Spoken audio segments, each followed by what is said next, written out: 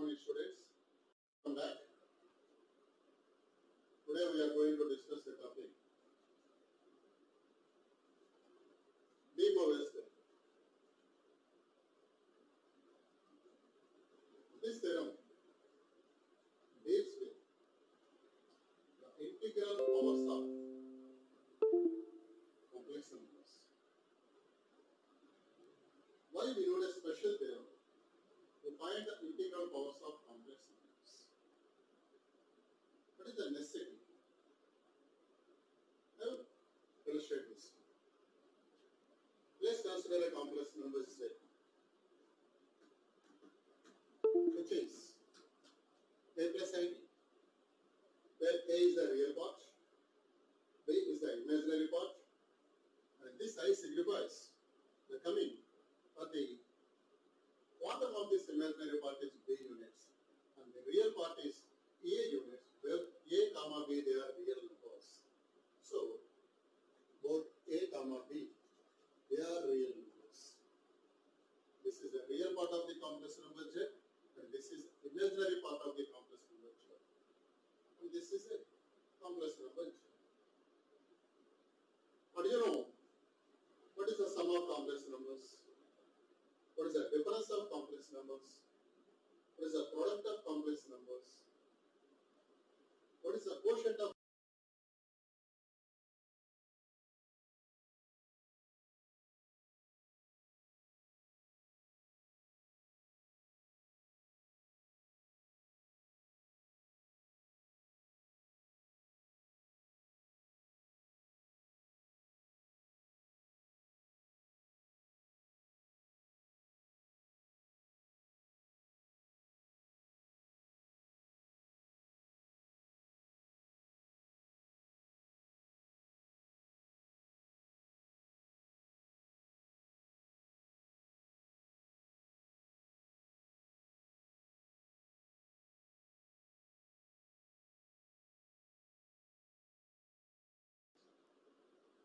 Good morning students, welcome back.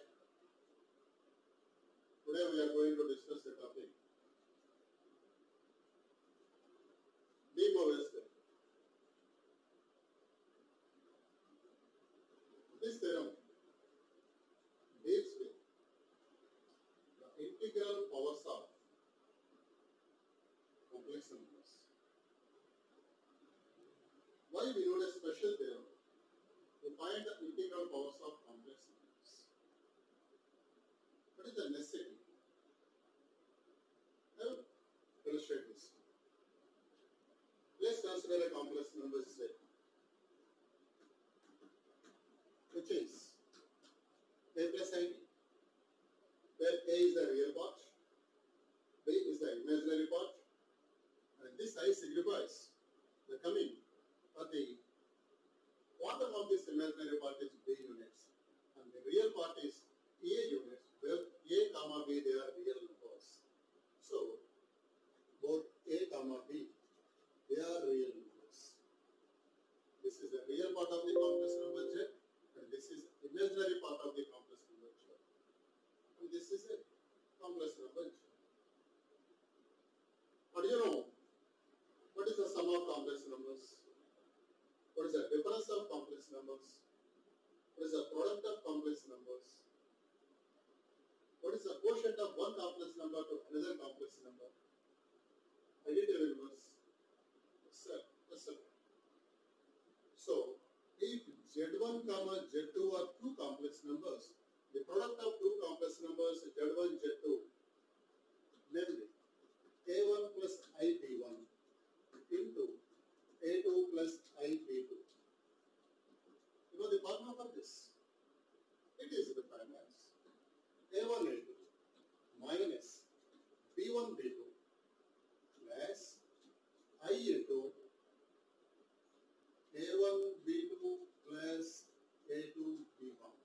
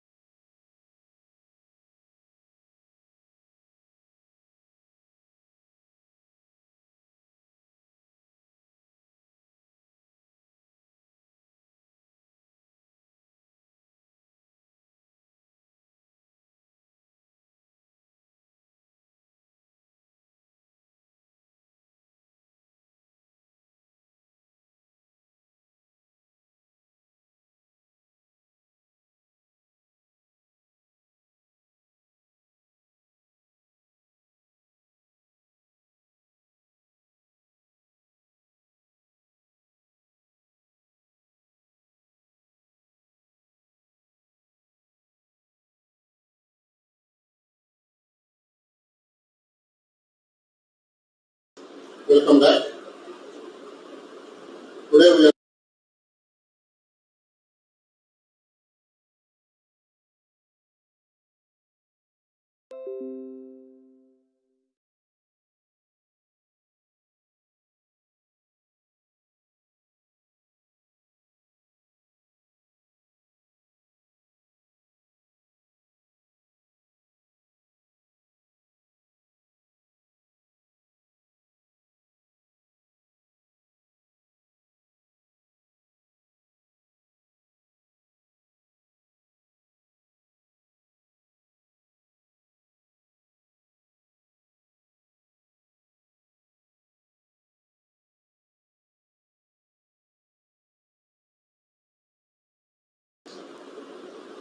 good morning students.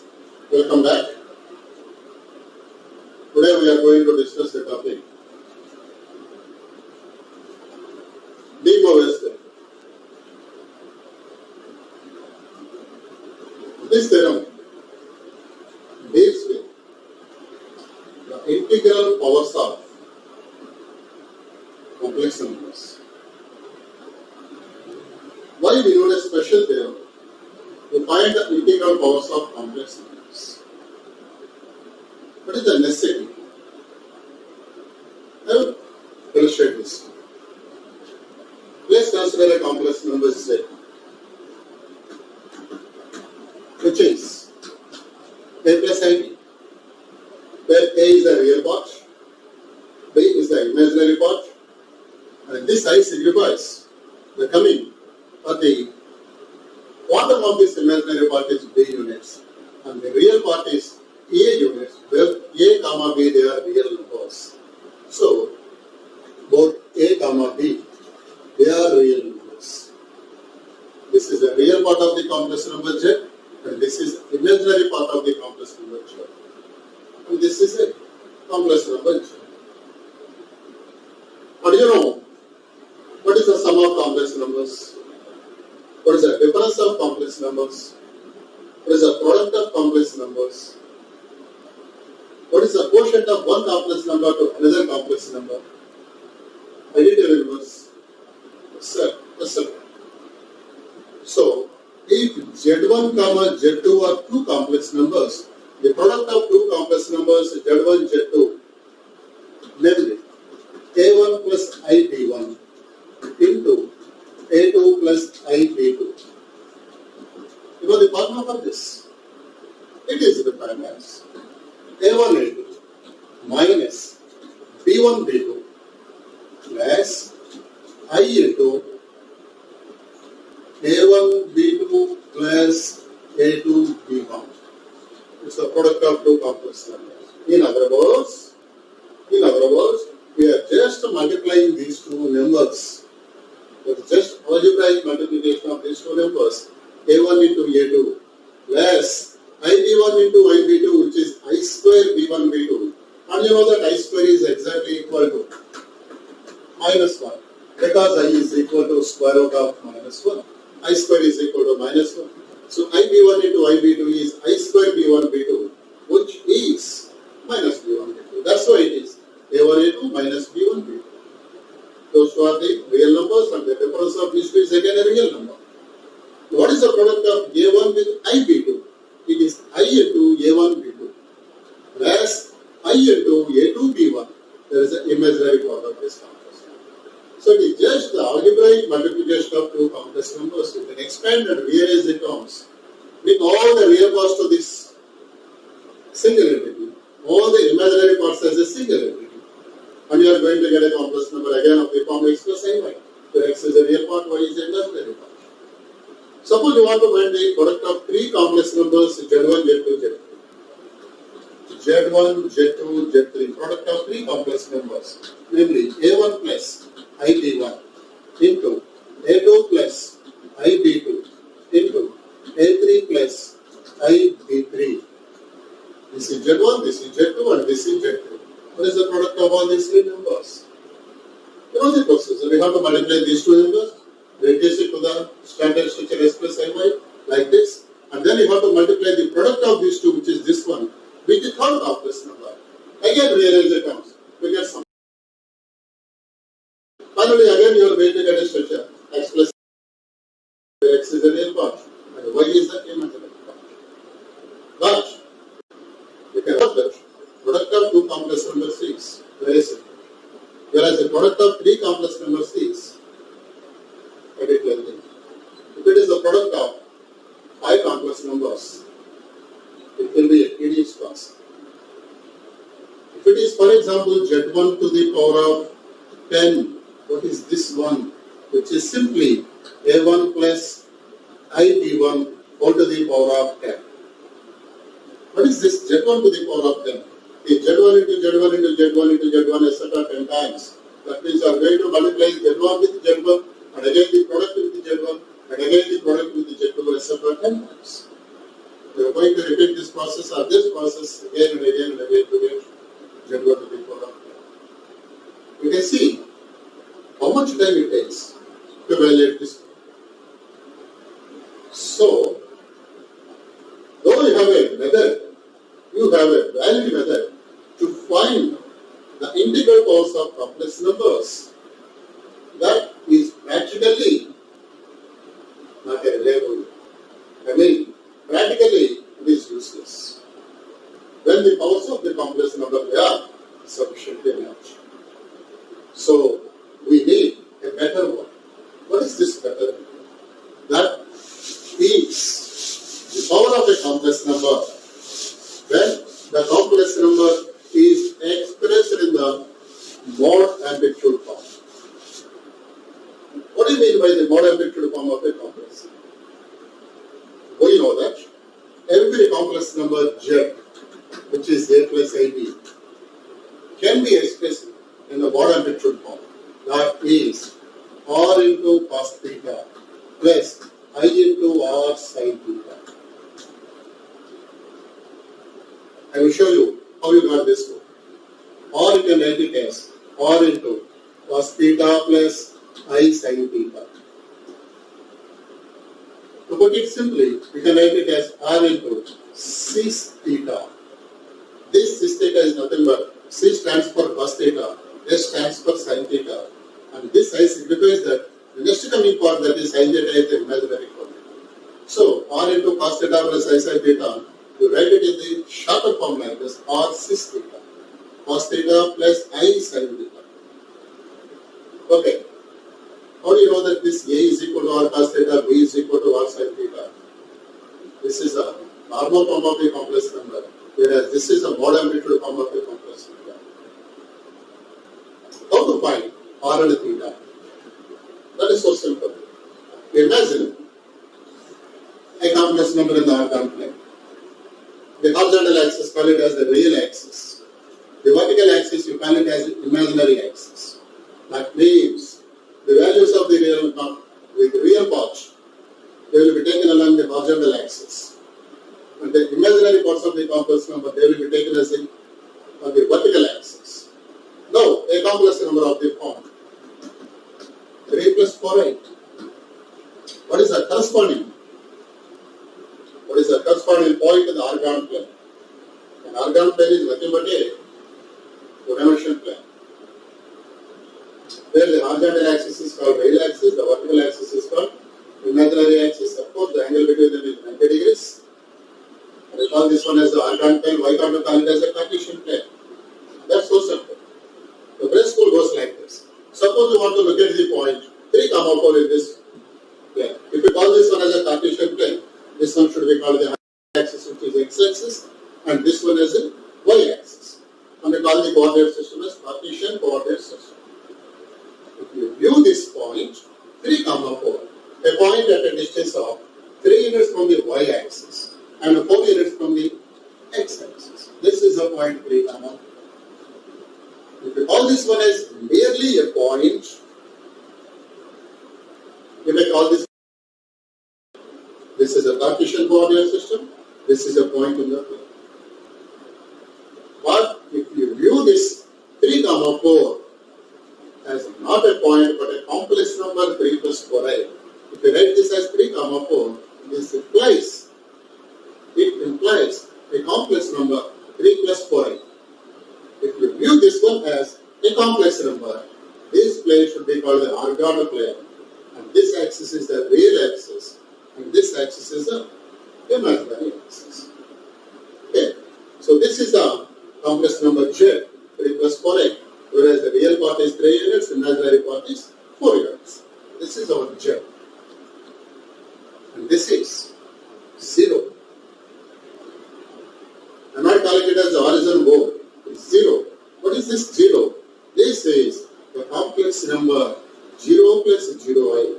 This is the complex number 0 plus 0i. Whose real part is 0 units, and whose imaginary part is also 0 units. This is a complex number, this is a complex number. Now, let's use a bit of geometry.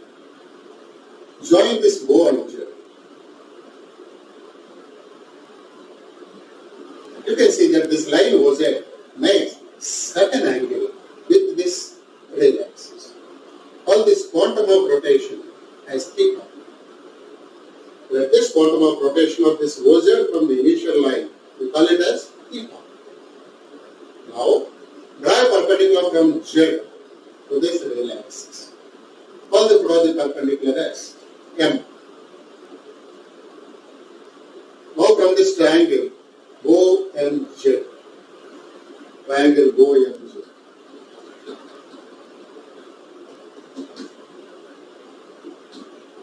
You know that cos theta is equal to OM by OZ.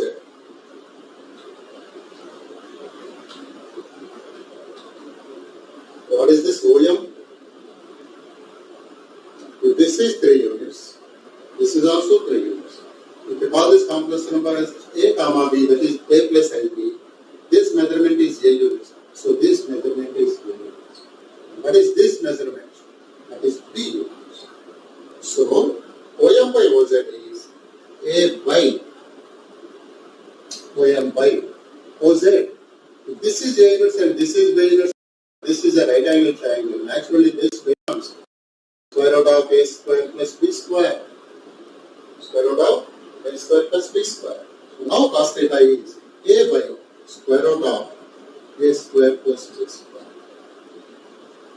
Let me denote this quantity as R units. For a reason, we are calling this quantity as R units. It's called the radial vector. I'll come back to that at the later stage. So it is A by root of A square plus B square, or simply A by R. That's also sin theta is equal to, similar, sin theta is equal to, the opposite side that is B, by the hypotenuse that is R. So it is mz divided by 4z, which is B by square root of A square plus B square, which is B by R. So from the two equations, A is equal to, cos theta is A by R implies A is equal to R cos theta, and B is equal to R sin theta. A equal to R cos theta and B is equal to R sin theta. That's why Z is equal to A plus IB. You can also write it as A is equal to R cos theta and B equal to R sin theta. You can write it as R into cos theta plus R sin theta. This one is called the mod amplitude of a complex number. Why is the name mod amplitude form? This mod is called the modulus of the complex number Z. If this is a complex number Z, this mod is nothing but modulus of the complex number Z, which is square root of real part square plus imaginary part square. This quantum of rotation, which is theta, is called the amplitude of this complex number. That's why this structure is called mod amplitude form of this complex number. This is a modulus and this is a amplitude. Right. Suppose of these two quantities,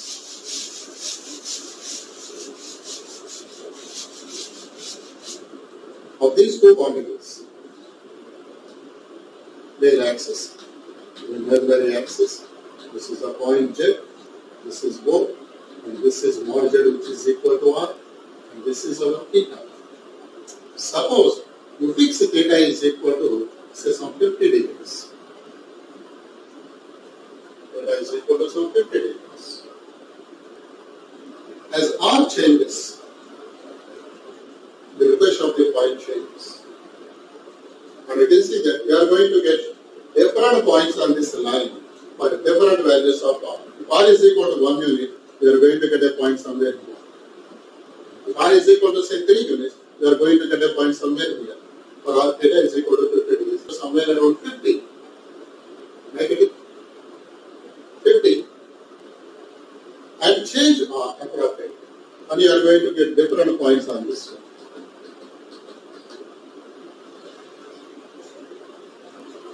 So,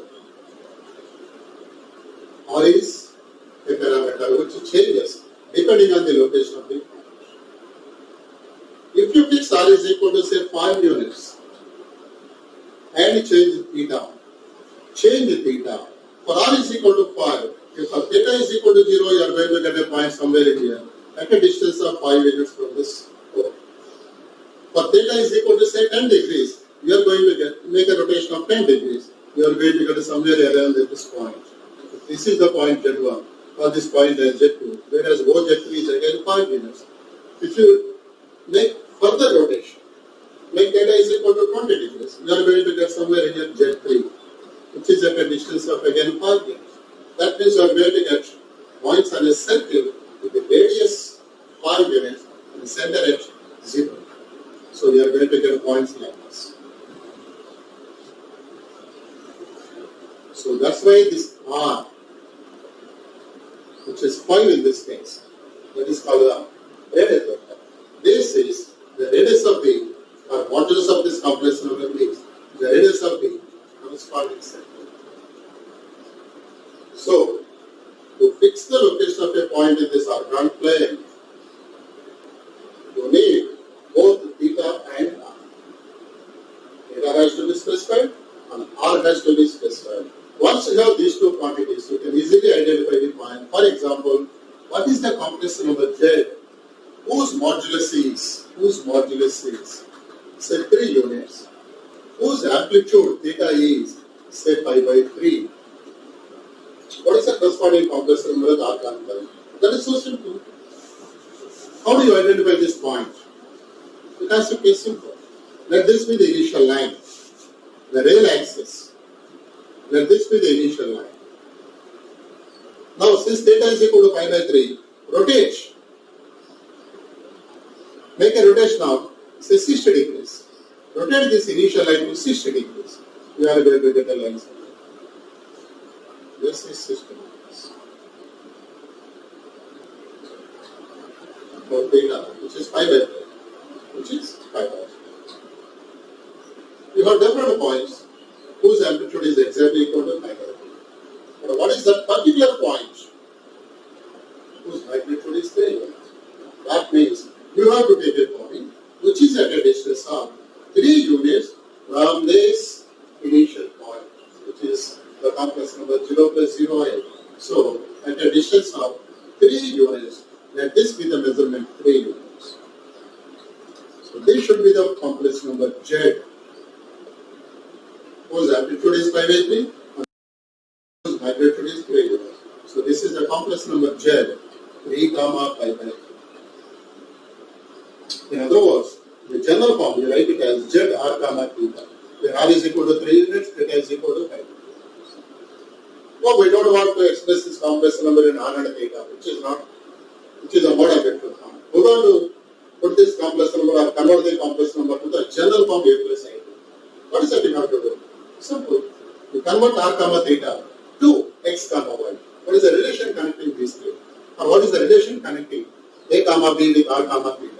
So if A is equal to R cos theta, B is equal to R sin theta, you can easily find what A is.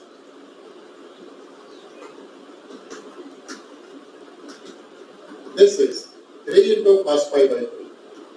And this is 3 into sin pi by 3. What is this cos pi by 3? That's 1 by 2. 3 into 1 by 2 is 3 by 2. Sin pi by 3 is root 3 by 2. So 3 root 3 by 2. So this is 3 by 2. and this is 3 root 3 by 2. So the corresponding point now is 3 by 2 comma 3 root 3 by 2. This is x comma y. So these are the Cartesian coordinates of the point. These are the polar coordinates of the point. Polar coordinate system of the focus that is plus this one. Okay, now this is a backdrop of what is the mod amplitude form by complex number. How to convert complex numbers to mod amplitude form. Now, how to convert numbers in complex numbers in mod amplitude form to the normal. That we will learn in the first chapter itself. We have already learned that in the first chapter. Now, in this topic, you are going to find the integral powers of complex numbers when they are expressed in the mod amplitude form in a simple manner. What is that one? The theorem, the statement goes like this. Or n belongs to Z. Or we may call it as a set of integers. That is a set of integers.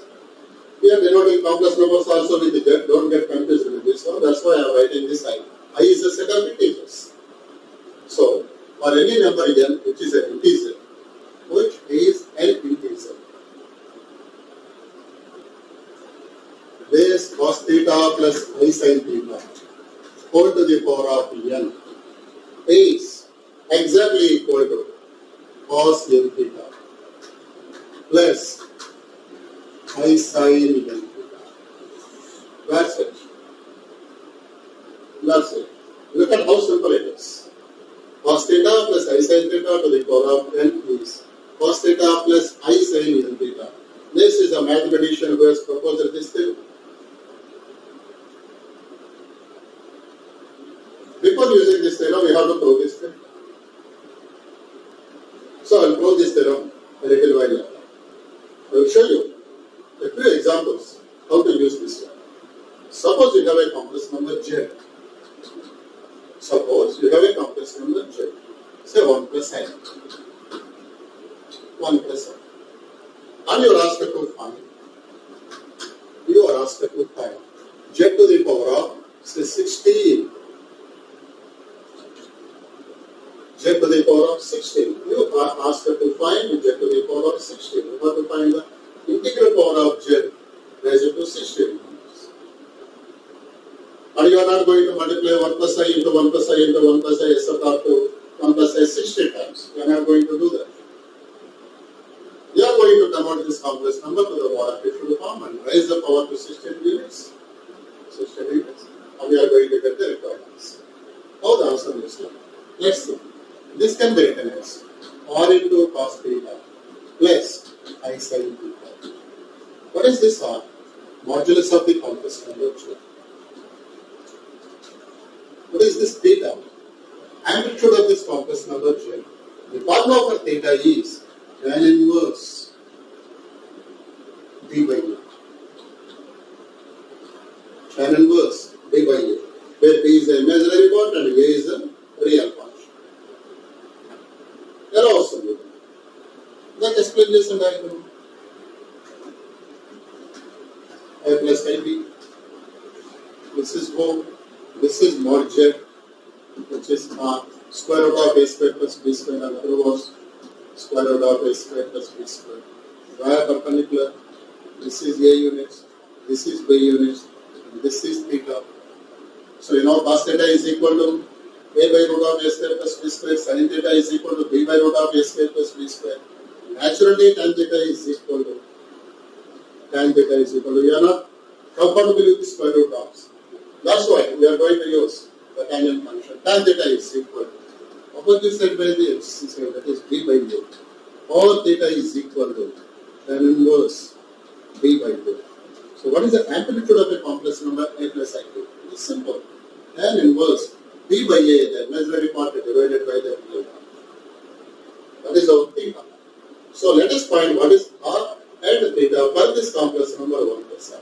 In the present case, r is equal to square root of a square plus b square. A is 1 and b is 1. So this is 1 plus 1, which is 2. So root 2 is our answer.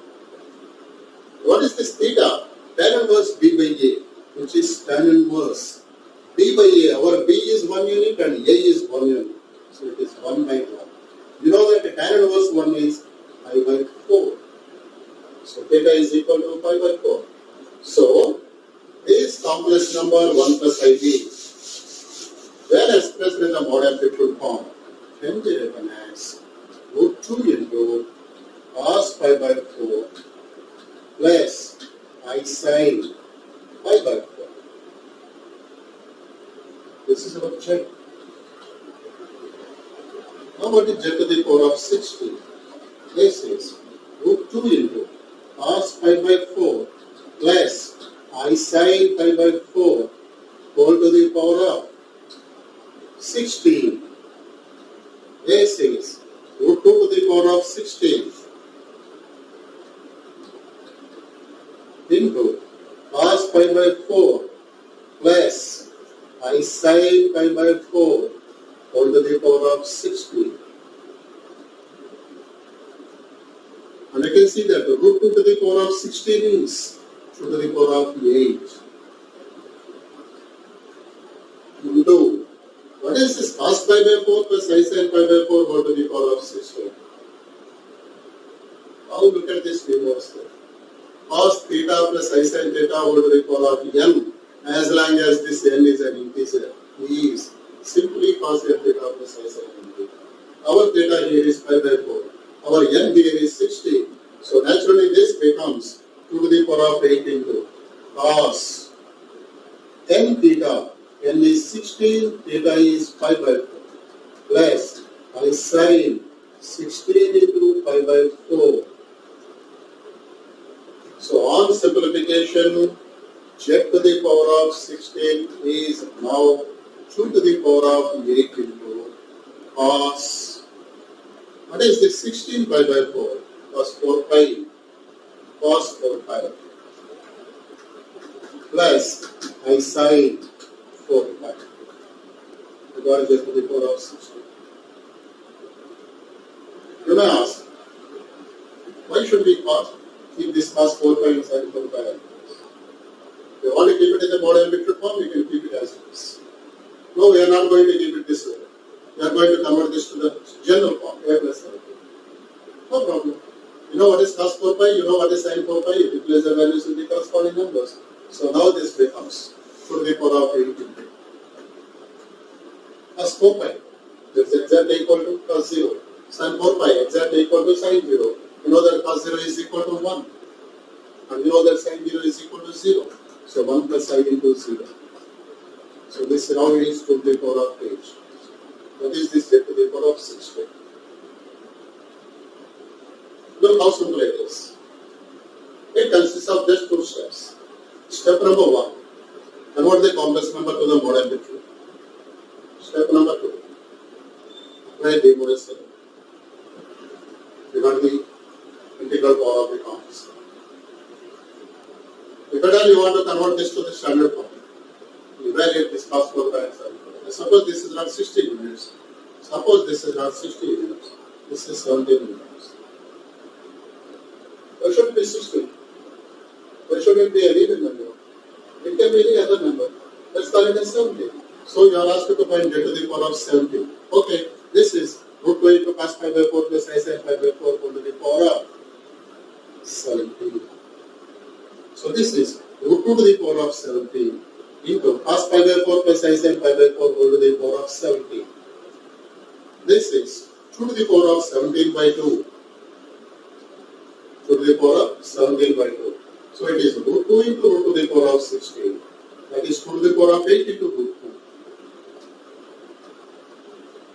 2. Into cos 17 pi by 4 plus I sin 17 pi by 4. What is this cos 17 pi by 4 and I sin 17 pi by 4? This is 2 to the power of 8 into root 2 into cos 17 pi by 4 plus I sin 17 pi by 4. We call it as cos 16 pi by 4 plus pi by 4. That is cos 4 pi plus pi by 4.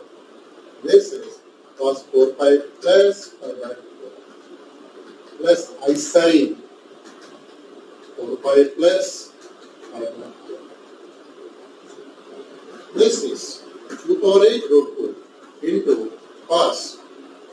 You know that cos and sin both are periodic functions with a period 2 pi. So you can add and subtract any number of 2 pi's from the corresponding values. The value of the function remains to be the same. So cos 4 pi plus pi by 4 is exactly equal to cos pi by 4. Sin 4 pi plus pi by 4 is exactly equal to sin pi by 4. And you know cos pi by 4 is equal to 1 by root 2. Sin pi by 4 is again 1 by root 4. So this becomes cos pi by 4 plus I sin pi by 4, which is 2 power 8 into root 2 into 1 by root 2 plus I into 1 by root 2. To cancel this LCM, which is root 2 with this root 2, you are going to get this quantity 2 to the power of 8 into this side.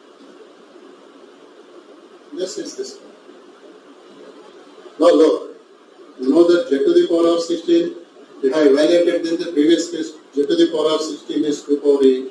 Now z to the power of 17 has to be equal to z to the power of 16 into z, which is 2 power 8 into z is 1 plus 5, which is this one. This is the way we can evaluate the integral powers of any complex number. So, the process consists of just 2 steps. What is step 1? Reduce the complex number to the mod amplitude form or cos theta plus I sin theta. This is the second step. Use demobilization. You got the integral form. If you want to convert it to a general form of this complex number, you find what is cos theta and sin theta. After writing this, applying this tables, replace the denominator functions with simple fractions. You will get the required complex. This is the process. Okay. Now,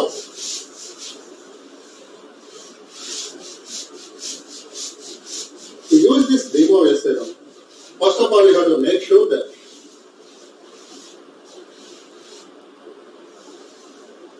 this equation is a valid equation.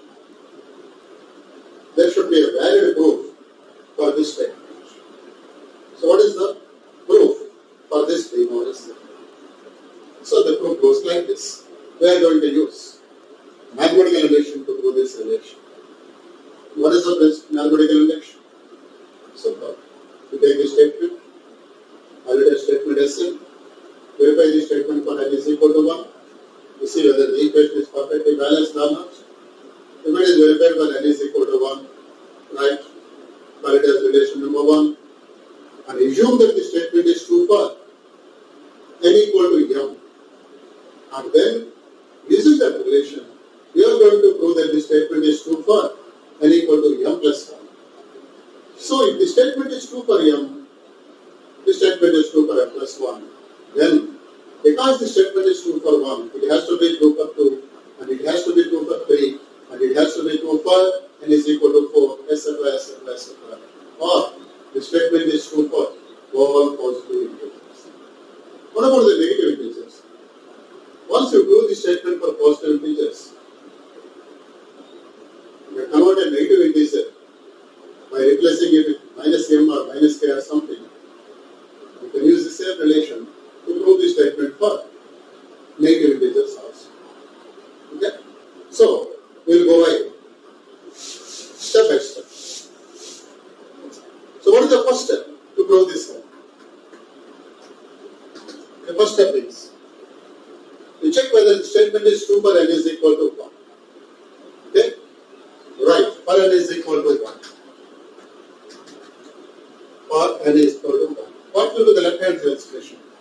This is cos theta plus I sin theta all to the power of 1. And we know that cos theta plus I sin theta to the power of 1 is nothing but cos theta plus I sin theta. And this can be easily written as cos 1 into theta plus I sin 1 into theta. Because theta is 1 into theta and theta is 1 into theta. Now you compare this one with this one. Cos theta plus I sin theta all to the power of n, which is 1, is equal to cos n theta, which is 1 theta plus I sin 1 theta. So, the statement is perfectly valid for n is equal to 1. That is, if you call the statement as Sn is true for n equal to 1. The statement is true for n equal to 1. The very first positive it is. The statement is true for the very first positive it is 1. Okay. Next, assuming Sn is true for n equal to m. If we assume that the statement is true for n is equal to m, what will be the statement?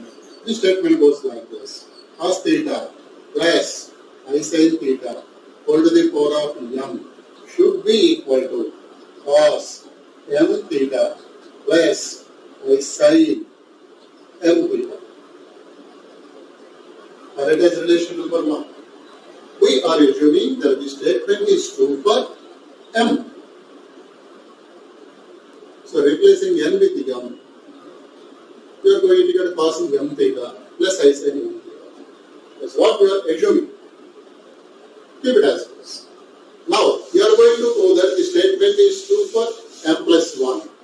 So if you are going to prove the statement for m plus 1, you need to get cos theta plus I sin theta to the power of m plus 1 should be equal to cos of m plus 1 into theta plus I sin m plus 1 into theta. You need to get this relation. This quantity should be equal to this one. Let us see how it happens. Let's start with this one. What is this quantity? Cos theta plus I sin theta to the power of m plus 1 is equal to. We know that a square is a into a. We know that a to the power of lambda plus 1 is a power lambda into a. By the same principle, this is exactly equal to cos theta plus I sin theta to the power of m into cos theta plus I sin theta. Why we have separated this quantity? Because we have a relation here. Cos theta plus I sin theta to the power of m is equal to cos m theta plus I sin theta. That's what we have supposed. That's what we have assumed. So we can use this relation. To use this relation, the power should be m. So let's separate one cos theta plus I sin theta from this one. Now you can use dy square for this one because we assume this one. So this is nothing but cos m theta plus I sin m theta into cos theta plus I sin theta. By virtue of result number 1, this is equal to this one. Now you multiply the two quantities. See what happens. This is the product of two complex numbers. And you have the formula for the product of two complex numbers. What is that one? A1, A2 minus B1, B2. A1 is cos m theta. A2 is cos theta. B1, B2. What is B1? Sin m theta. B2 is sin theta. So the formula is A1, A2 minus B1, B2 plus I into A1, B2 plus A2, B1. This is the product of two complex numbers.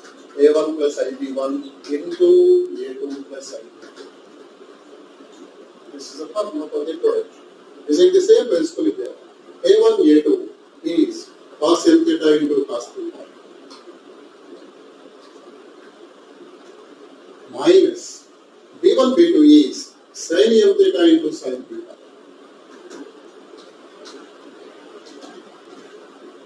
plus I into A1, B2. A1, B2. This is our A1 and this is our B2. That is cos m theta into sin theta plus A2, B1. That is cos theta into sin m theta.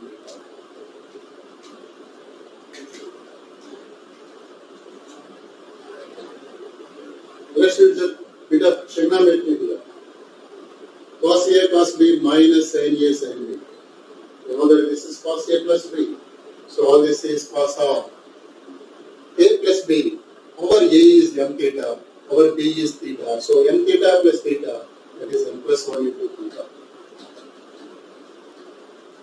Plus I into, what is this quantity? Sin A cos B plus cos A sin B. You know that sin A cos B plus cos A sin B is exactly equal to sin A plus B. So this is sin of A plus B. Our A is theta and B is m theta. So theta plus m theta is n plus 1. So what is this entire quantity? You have started with cos theta plus I sin theta to the power of n plus 1. And we have proved that this quantity is equal to cos n plus 1 into theta plus I sin n plus 1 into theta. You got the exact same structure. Cos theta plus I sin theta to the power of n is equal to cos n theta plus I sin n theta. That means the statement is true for n equal to n plus 1. So the statement S is true for n implies the statement is true for n plus 1. So by the principle of mathematical induction, the statement has to be true for all positive integers. Why? We already proved that the statement is true for 1. As the statement is true for 1, we have proved that the statement is true for 1 plus 1, which is true. As the statement is true for 2, we have proved that the statement is true for 2 plus 1, which is 3, etc., etc., that is true for some. So, this is the way to prove the De Morgan's theorem for positive integers. For positive integers. Now, let's prove the statement for negative integers. Now, let n is a negative integer. And we are not going to prove the statement right away, straight from the beginning. No, we are not going to do that. We are going to use the already proved. Already we have proved this statement is true for positive integers. So let's convert this negative integer as negative of some positive integer. And again, use the theorem for that positive integer. So let n is a negative integer. If n is equal to minus 1, then m is a positive integer. Look, n is a negative integer. If this negative integer is negative of a positive integer, this m has to be a positive integer. So if we call this n as minus m has to be a positive integer. This is negative and this is positive. A positive with a negative sign is a negative. Okay.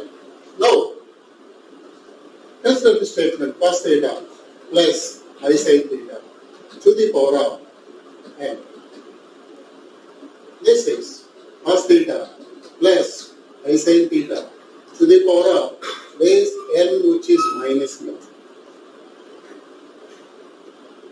This is 1 by cos theta plus I sin theta to the power of m.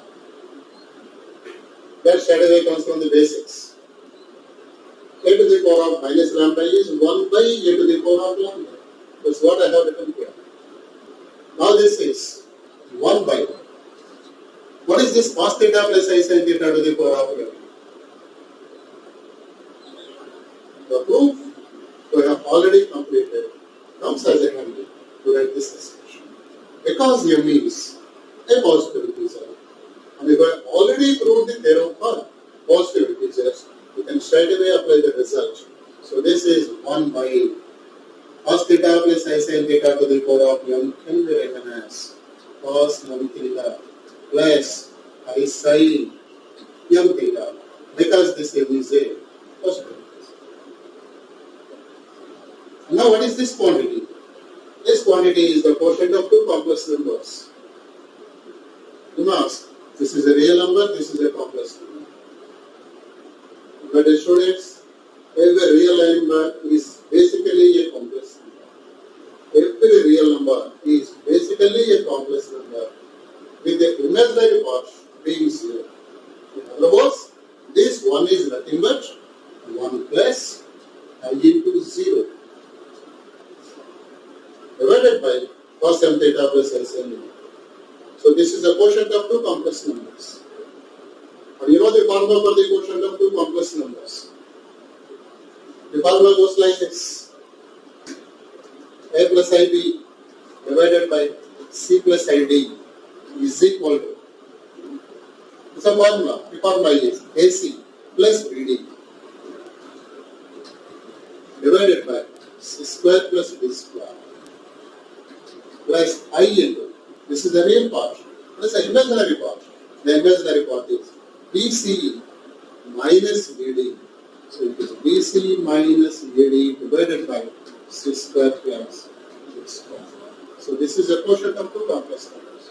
Applying the same formula here, this is 1 into cos m theta plus 0 into sin m theta, which is cos m theta, divided by, what is this, C square plus D square, cos square m theta plus sin square m theta. You know that cos square theta plus sin square theta is always equal to 1 for any theta. So particularly, cos square m theta plus sin square m theta is equal to 1. For the present, I am writing it here. Cos square m theta plus sin square m theta plus I into the imaginary quantity. The imaginary quantity is BC minus AD. B is the imaginary part in the numerator, that is 0 into cos m theta, which is 0, minus AD.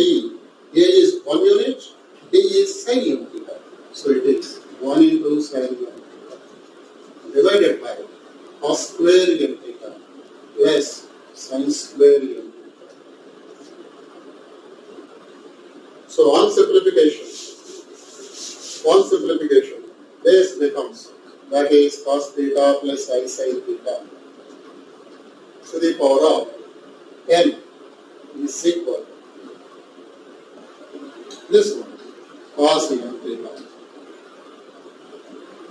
by 1 plus I into minus sin m theta by 1. So it is minus I into sin m theta. Cos m theta minus sin m theta. Or you can have it as cos m theta plus I into minus sin m theta. But look, we have started with m. We have converted this m to m. So m is a quantity which we have introduced in this group. So we are not going to keep this m here. Ultimately, we are going to convert this m to the quantity with which you have started, which is n. So converting m to n. For that, you can write it as, since cosine is an even function, cos m theta can be written as cos minus m theta plus I into minus sin m theta can be written as sin minus m theta. Sin is an odd function. So minus sin theta is sin minus theta. Sin minus theta is equal to minus sin theta. Cos minus theta is equal to cos theta. So this is cos of minus m into theta plus I sin minus m into theta. But we know that minus m is equal to m. So this is cos n theta plus I sin n theta. So we have started with cos theta plus I sin theta to the power of m. And we have derived that this quantity is exactly equal to cos n theta plus I sin n theta. That means cos theta plus I sin theta to the power of n is equal to cos n theta plus I sin n theta. So which completes the proof for negative integers. So we have proved the theorem for positive integers. We have proved the theorem for negative integers. So what is the quantity which is missing? 0. Is the theorem good for 0? Just not a big task. For n equal to 0. For n is equal to 0. Base cos theta plus I sin theta to to the power of 0 should be equal. We know that anything to the power of 0 is exactly equal to 1. So this is our 1. Cos theta plus sin theta all to the power of 0 is equal to 1. And this 1 can be written as cos 0 plus I sin 0. Because cos 0 is 1 unit and sin 0 is 0 unit. So 1 can be written as 1 plus I into 0, where 1 is cos 0 and the other one is sin. So it is cos 0 plus I sin 0. This is cos 0 into theta plus I sin 0 into theta. Now look at this. Cos theta plus I sin theta to the power of n, which is 0, is equal to cos 0, which is n. So cos n theta plus I sin theta. That means the statement is true for 0 also. In other words, this De Moivre's theorem is true for all positive integers, all negative integers, and 0 also. So this is the proof for De Moivre's theorem for all integers, all integral values of n, for all integral values of this n. Now, this allows us to simplify expressions of this type. Cos pi by 3 plus I sin pi by 3 4 to the power of 12 into cos pi by 4 minus I sin pi by 4 to the power of 8 divided by cos pi by 6 plus I sin pi by 6 to the power of minus 2 into cos pi by 11 plus I sin pi by 11 to the power of 656 is equal to 1. We can see that the expression is a lengthy one and it involves integral powers of complex numbers. This is a complex number to the power of 12. This is another complex number raised to the power of 8. This is another complex number whose power is raised to minus 2. In other words, this is 1 by of this complex number whole square. And this is a complex number whose power is raised to 66. And you are asked to simplify this one and write the answer. That too in a minute. So what is our procedure? We are going to use the De Moivre's theorem from this one. You can easily write it as cos pi by 3 plus I sin pi by 3 whole to the power of 12 into cos pi by 6 plus I sin pi by 6 whole to the power of 2. I am taking it to the numerator. Okay, and this one cos pi by 4 plus I sin pi by 4. You are going to write it as cos minus pi by 4 plus I sin minus pi by 4 whole to the power of 8 into, I am not taking this cos theta minus I sin theta as it is. I am writing here cos theta plus I sin theta. I am going to bring a positive sign here. This negative sign will be absorbed into this one. And being cosine and even function, you can as well place an into sign here also. So this can be written as cos minus pi by 4 plus I sin minus pi by 4 whole to the power of 8 into this quantity, which is cos minus pi by 11 plus I sin minus pi by 11 whole to the power of 66. Why this writer, sir? I am going to take this complex number to numerator. That is 1 by cos theta plus I sin theta. 1 by cos theta plus I sin theta is cos theta minus I sin. That's not a big thing to understand. Very simple. 1 by cos theta plus I sin theta is cos theta plus I sin theta to the power of minus 1. So by what it has to be cos of minus theta plus I sin minus theta, which is cos theta minus I sin. That's what I have written there. Okay. Once you write this expression this way, you can easily after De Moivre's theorem straight away write the required answer. So this is cos pi by 3 into 12 plus I sin pi by 3 into 12 cos L theta plus I sin L theta. So this is n is 12, theta is pi by 3. So 12 into pi by 3 is 4 pi. So cos 4 pi plus I sin 4 pi into cos pi by 6 plus I sin pi by 6 whole square. This is cos 2 into pi by 6, that is pi by 2 plus I sin pi by 2 into, what about this one? Cos minus pi by 4 plus I sin minus pi by 4 to the power of 2. Theta case, cos theta plus I sin theta to the power of n is cos n theta plus I sin n theta. So it is cos 8 into minus pi by 4 plus minus 2 pi plus I sin into 8 into minus pi by 4 is minus 2 pi into the last quantity. This is cos n theta 66 into minus pi by 11, that is minus 6 pi plus the sine minus 6 pi.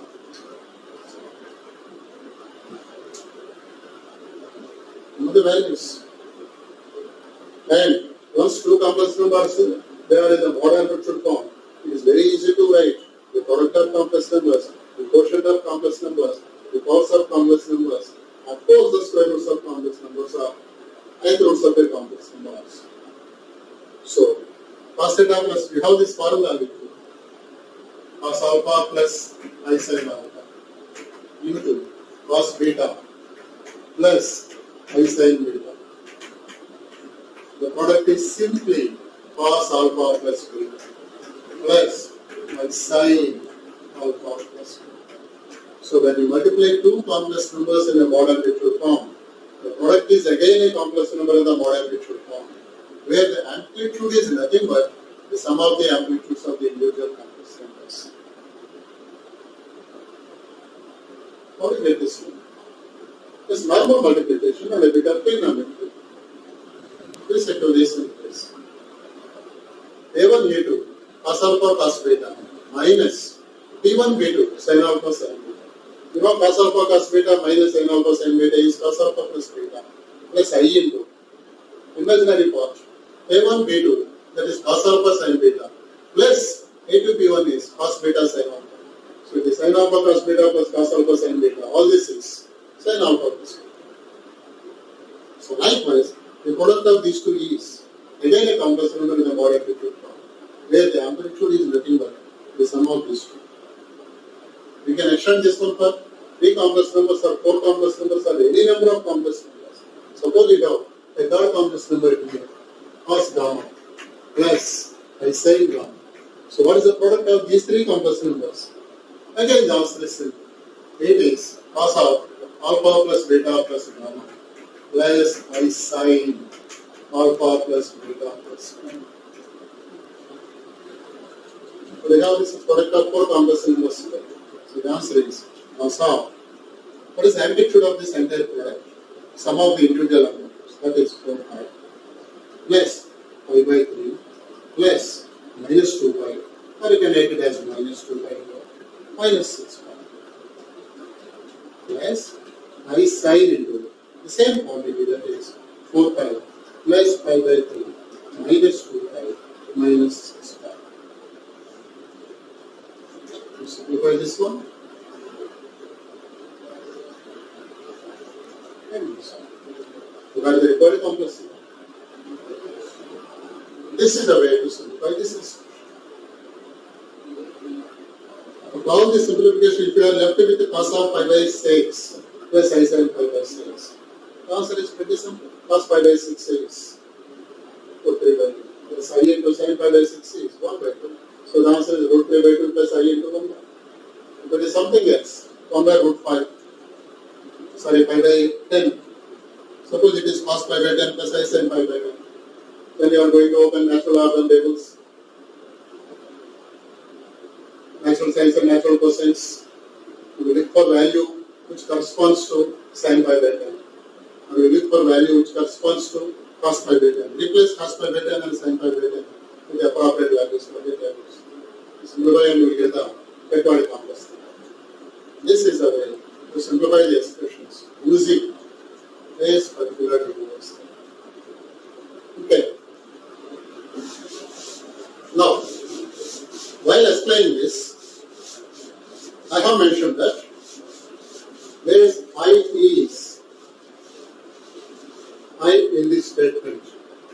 cos theta plus I sin theta to the power of n is equal to cos n theta plus I sin n theta. N is many is. That's what I have written. What if n is not an integer? N is a rational number. What if this n is a rational number? That means if n is a number of the form p by q, where p comma q are integers. What if n is a rational number of the form p by q, where p comma q are integers? And what this requires? Cos theta plus I sin theta whole to the power of p by q. What is this quantity? This quantity is one of the qth roots of. So this is where the statement is. Then cos theta plus I sin theta whole to the power of p by q is one of the qth roots of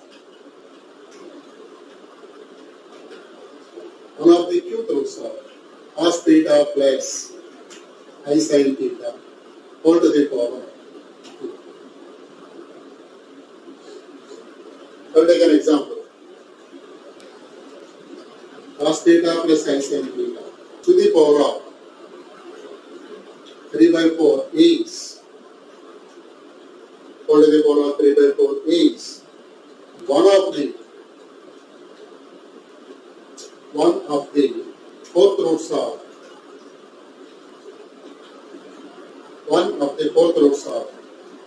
cos theta plus I sin theta whole, which is exactly equal to cos theta plus I sin theta,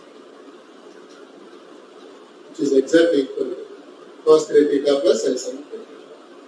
So it is one of the qth roots of this complex number whole to the power of 2. Or as well you can write it as cos p theta plus I sin theta. You can remove it. So this is one of the qth roots of this complex number. Like this. It's one of the fourth roots of this complex number. When you are finding the fourth roots of a number,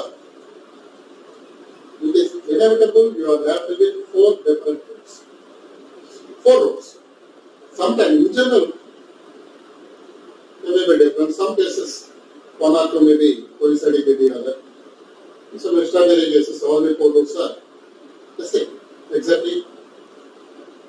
So, by finding the fourth root, you have 4 roots. For us to find z to the power of 1 by 4, we are going to get 4 roots for this z to the power of 1 by 4. If it is z to the power of 1 by 7, we are going to get 7 roots for that complex number. If it is z to the power of 1 by 20, we are going to get 20 roots for that complex number. And this is just one of the roots. This is just one of the roots. There may be q minus 1 different roots. Not the q minus 1 different roots. And what is this particular root? This particular one is the real root of that set of q roots. The real root of the set of q roots. I will show you.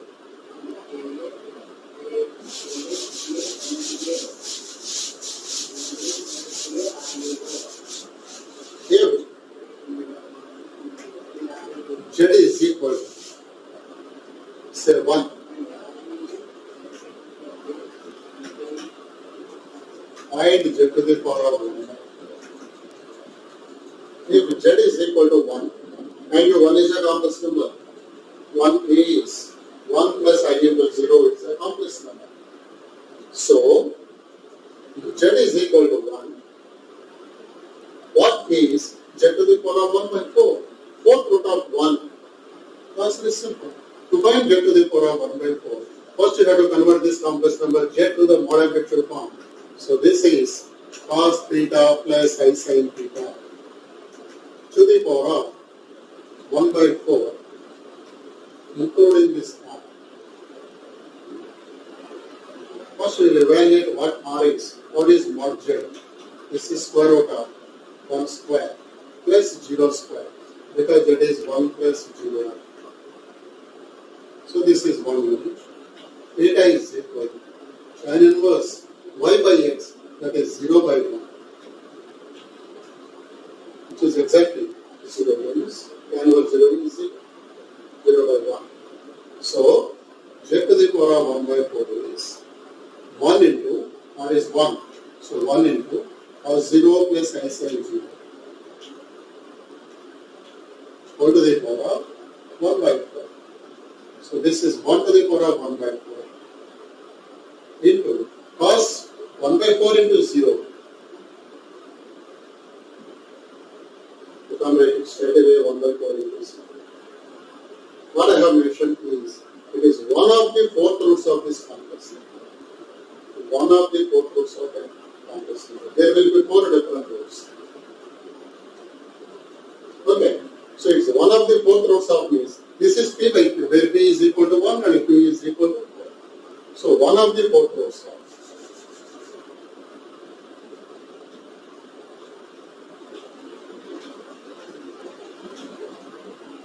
Next one, which is cos p theta, that is cos 1 into theta plus I sin 1 into theta, where theta equal to 0.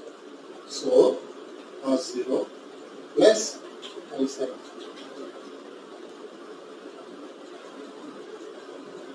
It's one of the 4 roots of cos 0 plus I sin 0, where cos 0 plus I sin 0 is 1. This quantity is 1. I will show you how this one. So z to the power of 4 is equal to z to the power of 1 by 4 or by 2. Okay. So if z is equal to 1, so 1 to the power of 1 by 4. If you don't know what it is, let's call this one as simply x. So if 1 to the power of 1 by 4 is x, 1 is equal to x to the power of 4. That means x to the power of 4 minus 1 equal to 0. That means x square plus 1 into x square minus 1 equal to 0. That means x square is equal to minus 1 or x square is equal to plus 1. That means x square is equal to plus or minus I, or x square is x equal to plus or minus I, or x is equal to plus or minus 1. So all the 4 roots of this 1 they are 1 minus 1 I and minus I. These are the 4 roots of the complex. Look what you have derived. 1 into, that is 1 to the power of 1 by 4 into 1 to the power of 1 by 4. You know that 1 to the power of 1 by 4 of course is 1 for the real part. And cos 1 into 0 plus I sin 1 into 0. That is cos 0 plus I sin 0 which is 1. So you got this quantity as 1. This is one of, you got this quantity as one of the 4 roots of the complex number. So this statement goes like this. This statement is for z is equal to, for n is equal to, for n equal to a rational number p by q, where p comma q are indices. Then what is the relation? Cos theta plus I sin theta to the power of p by q is one of the q roots of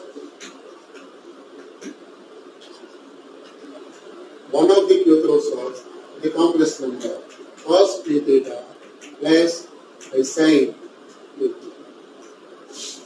To make it simple, we can write it as cos theta plus I sin theta to the power of p whole to the power of 1 by 2. Because p comma q are integers, this is an integer. If it is an integer, you can use de Morgan structure. So it is cos p theta plus sin p theta whole to the power of 1 by 2. when you are writing this 4 to the power 1 by q, you are finding q rows. So there will be q rows. There will be q qth rows. There will be 5 fifth rows. There will be n nth rows. So there will be q qth rows. Of these q qth rows, this is one of the values. This is one of the values. So this is one of the qth rows of this complex number. So that is the step. Okay? So we control for now. I ask you to go to the Excel and solve as many problems as possible. Maybe in the next video, I can show you how to solve a few problems, few important problems on complex numbers using this tool. Thank you.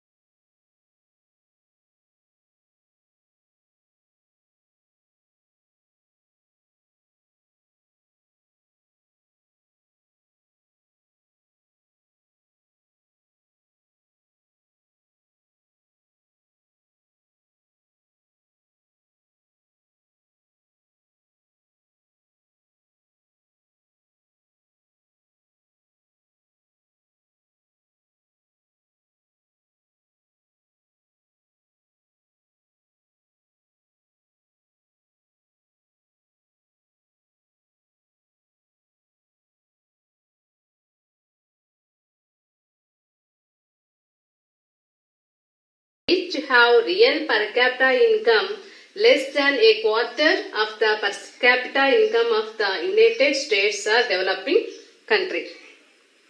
Okay, according to the United Nations, the developing countries which have real per capita income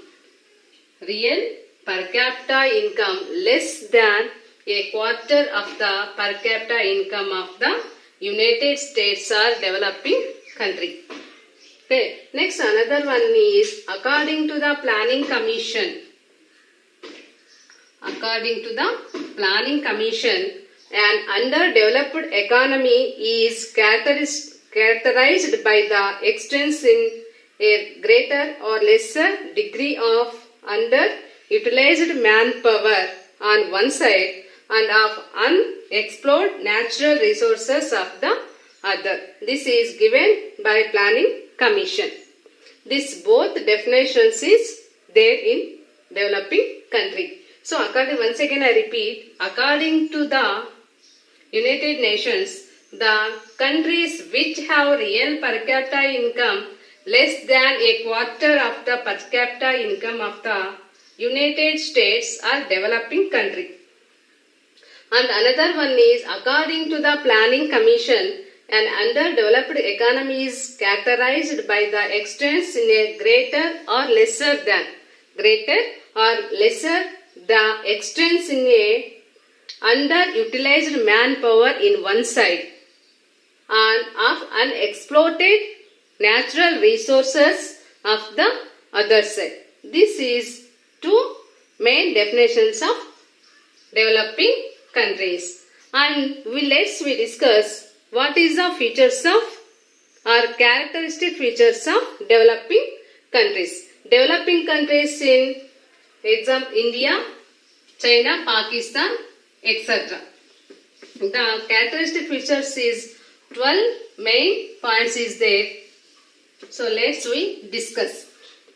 One is low per capita income. Low per capita income.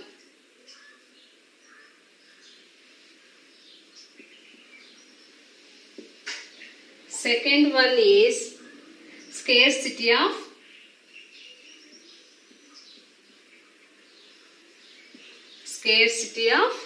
capital.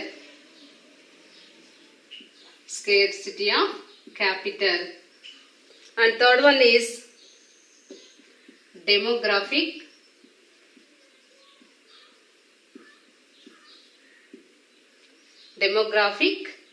characteristics.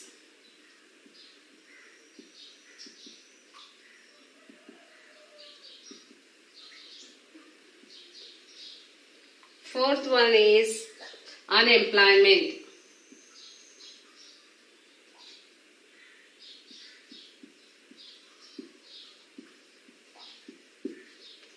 Fifth one,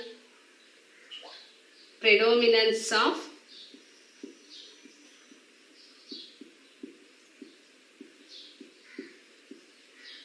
agriculture.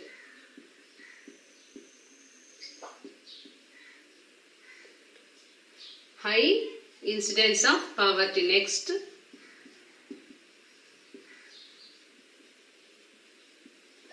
high incidence of poverty.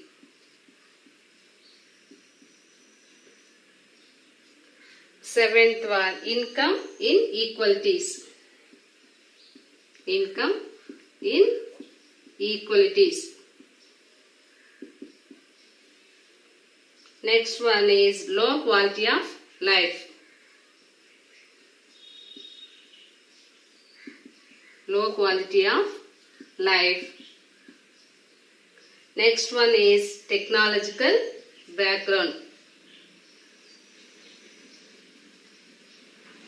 Technological background.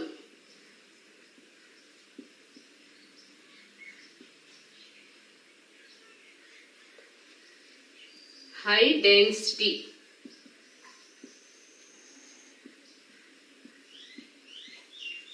High density of population.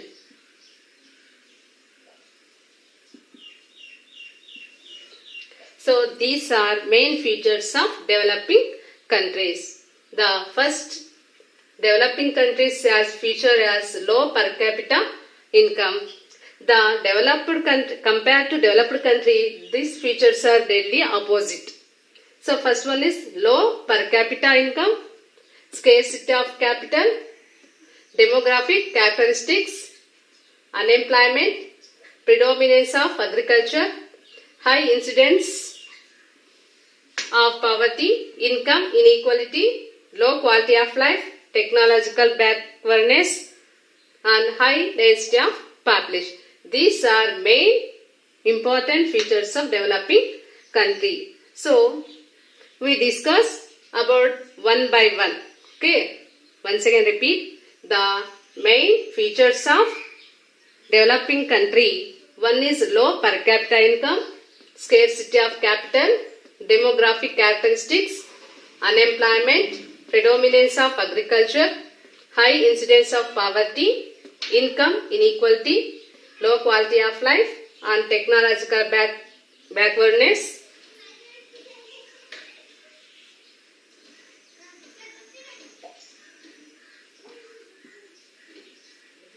And high density of population.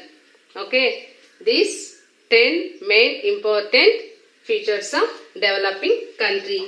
Next, let's discuss one by one.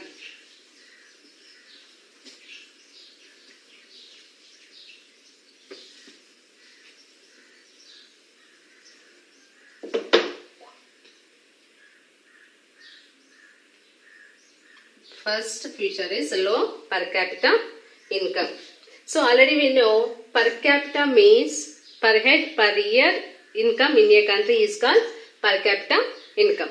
Okay, per head per year income in a country is called per capita income. In developed countries, the per capita income is very low, very less compared to the developed countries. So we see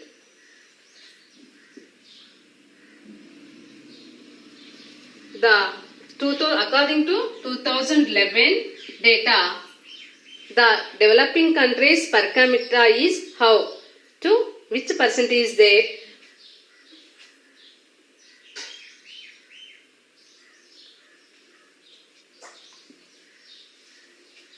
The per capita income in developing countries very less and very low compared to the developed countries. Why? Because in these countries, developing countries, very less industrialized and less technology were used. So more priority given to the agricultural sector. Agricultural sector in very more unemployment is there and work is very less, productivity is less compared to the developed countries. That's why the population and one more important topic, more population in developing countries. That's why the per capita income is very less compared to the developed countries. Okay. First point is low per capita income. So in this country, very poor or very backward in technology and capital formation also. Why? Because in this country, population depend upon agricultural sector. Already we know 30 to 70% population depend upon agriculture. So agricultural activities depend upon rain. That's why in productivity is very less. So all developing countries to depend more agricultural sector. That's why the per capita income is very low. Next, second one is scarcity of capital. Scarcity of capital. So already we know the developing countries depend upon more population in agricultural. In these countries, industries or service sectors priority is less compared to the agricultural sector, and technology used also very less, and capacity, savings capacity also very less compared to the developed countries. That's why in developing countries scarcity of capital is there. Scarcity of capital means insufficient amount. Okay. Next, third one, demographic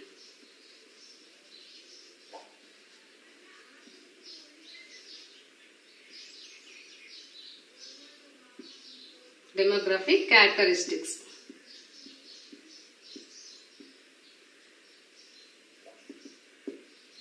Demographic characteristics. The India is a developing countries and population also very high. In population our India is second place and China is first place. So the work unemployment is more in developing countries and poverty also more. The education facilities or health facilities are less than compared to the developed countries. That's why the demographic characteristics is very important in developing countries. The population is very high. Okay. So next remaining features we discuss next class. Okay. To continue the characteristics of features to next class. Today I giving some home assignment. If you any doubt, so next week coming class I giving home assignment.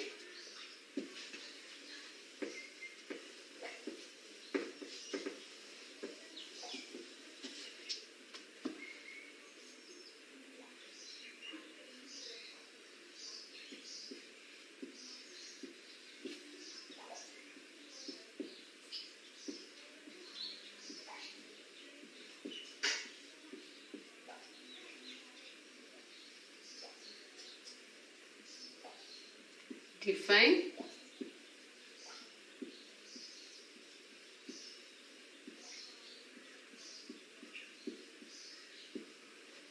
per capita income.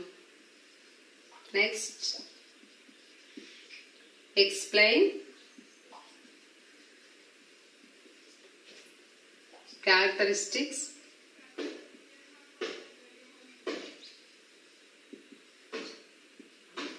features of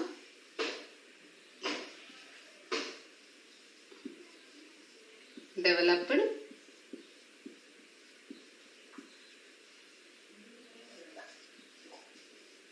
country.